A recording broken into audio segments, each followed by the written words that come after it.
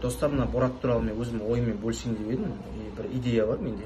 Біз интернет арқылы по-любому біз оған еш нәрсе істей алмаймыз. Үкіметтегілердің өзі үндей алмай отырғанда біз не істей аламыз? Қазақта бір жақсы сөз бар ғой, таспен атқанда аспен ат деген.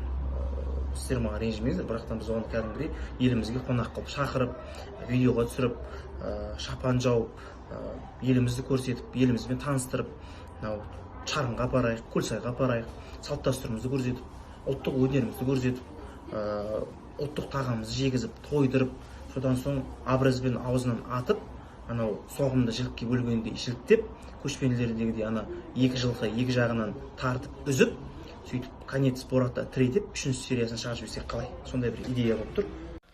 Борат деген малғын, елімдеттің мазақ, сендей малғындардың барар жері тозақ. Көп елдер менсінбейтін, халық болсақ та азақ, сендейлерді жұлып жейтін, біз қасқыр мінезді қазақ.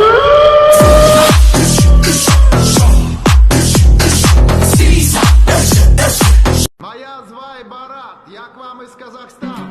Нам басын кесіп оламыз ғой, жігіттер,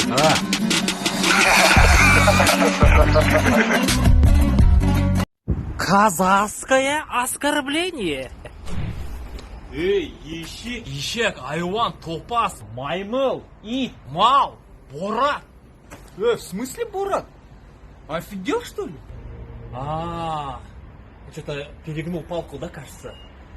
Ты, брат, извини, ты, оказывается, нормальный парень, оказывается, да? Я думал, просто сейчас вот терпил и есть, а ты, оказывается, нормальный. Ладно, давай, не обижайся.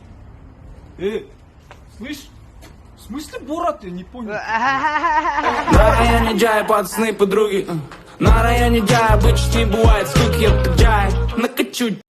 Құрметті оқырмандар, кеше мен Борат туралы салған видеом үшін кешірім сұраймын. Оның дұрыс емес екенін полиция қызметкерлері түсіндіріп айтты. Мен айтқан жаңағы екі жылқы екі жағынан тарту керек, ату керек деген сөздерім дұрыс емес екен. Оны жаңағыдай қыдыртып Шарынға апарамыз деп айттым ғой.